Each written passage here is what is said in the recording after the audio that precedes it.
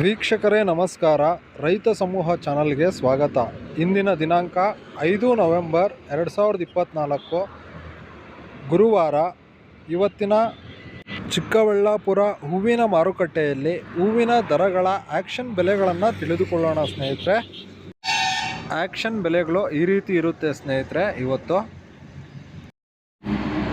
ಮೇರಾಬುಲ್ rose 150 ರೂಪಾಯಿಂದ top quality ಇರೋದು 200 ರೂಪಾಯಿ, 210 ರೂಪಾಯಿ ತನಕ ಹೋಗ್ತಿದೆ ಸ್ನೇಹಿತರೆ. ವ್ಯಾನಿಷ್ ಹೂವು 150 ರೂಪಾಯಿಂದ 220 ರೂಪಾಯಿ ಟಾಪ್ ಕ್ವಾಲಿಟಿ.